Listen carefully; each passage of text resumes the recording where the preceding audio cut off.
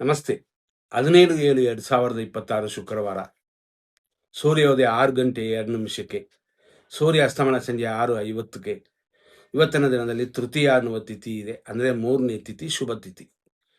ಆದರೆ ಇದು ಬರೀ 6:02ರಿಂದ 6:27ವರೆಗೆ ಮಾತ್ರ. 25 ನಿಮಿಷ ಮಾತ್ರನೇ ತೃತೀಯ ಇದೆ. ಇದರಲ್ಲಿ ಚತುರ್ಥಿಯೂ ಬರುತ್ತದೆ, ಪಂಚಮಿಯೂ ಇದೆ. ಇವತ್ತು 3 ತಿಥಿಗಳಿದೆ. ತೃತೀಯ ಮುಗಿದ ನಂತರ ಬರೋದು ಚತುರ್ಥಿ 6:27ರಿಂದ 4:42 ಬೆಳಗಿನ ಜಾವದವರೆಗೂ. ಆ ನಂತರ ಬರೋದು ಪಂಚಮಿ, ಅಂದರೆ 4:42 ಮೇಲೆ ಪಂಚಮಿ ಸ್ಟಾರ್ಟ್ ಆಗಿ ದಿನ ಇರುತ್ತದೆ, ಅಂದರೆ ನಾಳೆಯೂ ಇರುತ್ತದೆ. ಇವತ್ತಿನ ನಕ್ಷತ್ರ ಸಂಜೆ 6:34ವರೆಗೂ ಮಕಾ ನಕ್ಷತ್ರವಿದೆ. ಈ ಮಕಾ ನಕ್ಷತ್ರ ಅನ್ನೋದು ಮಕಾ ನಕ್ಷತ್ರ ರಾಕ್ಷಸಗಣ, ಆದರೂ ಮಹಾನಕ್ಷತ್ರ. ಅದರ ಪ್ರಭಾವ ದೊಡ್ಡದು.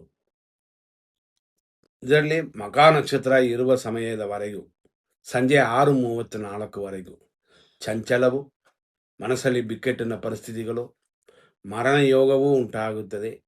ಆದ್ದರಿಂದಾಗಿ ಇವತ್ತಿನ ದಿನ ಸಂಜೆ 6:34ವರೆಗೂ ಶುಭವಾಗಿಲ್ಲ. ಆನಂತರ ಬರೋದು ಪುಬ್ಬ ನಕ್ಷತ್ರ. ಪುಬ್ಬ ಅನ್ನೋದು ಶುಕ್ರನ ನಕ್ಷತ್ರ.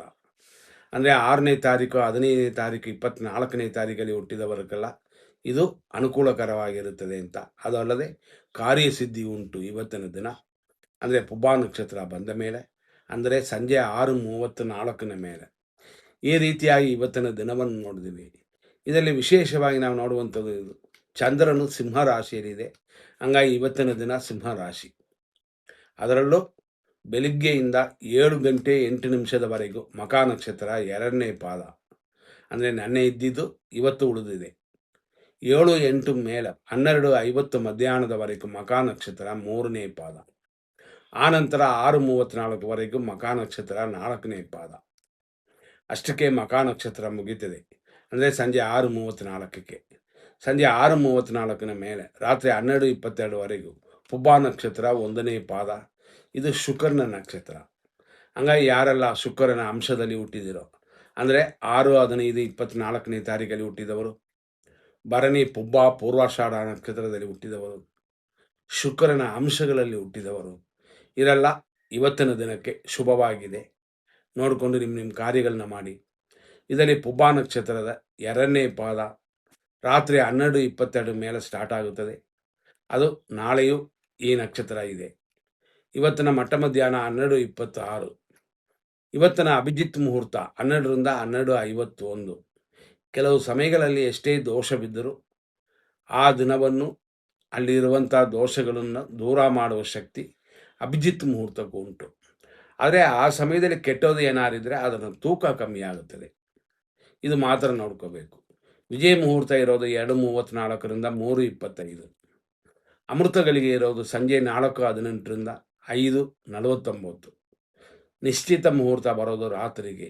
ಇಷ್ಟೆಲ್ಲ ಇದ್ರೂ ನಾವು ಅದರಲ್ಲೂ ಸೆಲೆಕ್ಟ್ ಮಾಡಿ 100% ಶುಭ ಅಶುಭ ಸಮಯಗಳು ಅಂತ ಕೊಡ್ತೀವಿ. ಇದರಲ್ಲಿ 10:50ರಿಂದ 12:26ವರೆಗೂ ಇದು ರಾಹುಕಾಲ ಸಮಯ. ಮಧ್ಯಾಹ್ನ 3:38ರಿಂದ ಸಂಜೆ 5:14ವರೆಗೂ ಯಮಕಂಡ ಕಾಲ. ಇಷ್ಟರಲ್ಲಿ ನಾವು ಇವಾಗ 100% ಶುಭ ಸಮಯಕ್ಕೆ ಹೋಗೋಣ. ಅದೇ ಥರ 100% ಅಶುಭ ಸಮಯಗಳು. ಇದರಲ್ಲಿ ಏನೆಲ್ಲ ನೋಡೋಕ್ಕಾಗುತ್ತೆ ಅಂತಂದರೆ, ಒಂದು ದಿನ ಕೆಟ್ಟೋದಾದರೂ ಎಮರ್ಜೆನ್ಸಿಗೆ 100% ಶುಭ ಕಾರ್ಯಗಳು ಅಂತ ಸಮಯ ಕೊಟ್ಟಿರ್ತೀವಲ್ಲ, ಅದನ್ನು ಉಪಯೋಗಿಸ್ಕೊಳ್ಳಿ.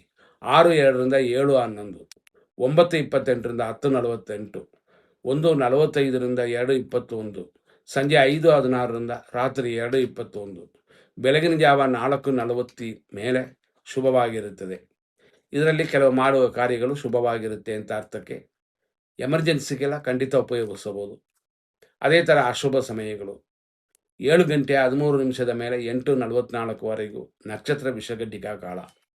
8:35ರಿಂದ 9:26ವರೆಗೂ ದುರ್ಮುಹೂರ್ತ. 10:50ರಿಂದ 12:26ವರೆಗೂ ವಿಷಕಾಲವಿದೆ. ಇದು ರಾಹುಕಾಲನೂ ಸೇರುತ್ತೆ. ಅದೇ ಥರ ಸಂಜೆ 7. ಇದರಲ್ಲಿ ವಿಶೇಷವಾಗಿ ನಾವು ಹೇಳುವಂಥದ್ದು ಏನು ಅಂತಂದರೆ, 7 ಗಂಟೆಗೆ ಮುಂಚೆ ಇರುವ ಸಮಯದವರೆಗೂ ಇದು ಅಶುಭವಾಗಿದೆ. ಆದ್ದರಿಂದ 7 ಗಂಟೆಗೆ ಮುಂಚೆ ಹೆಚ್ಚು ಕಮ್ಮಿ ಸುಮಾರು 4:35ವರೆಗೂ ಅಶುಭ. ಅಂದರೆ ಆಮೇಲೆ 7:14ವರೆಗೂ ಯಮಕಂಡ ಕಾಲವಿದೆ.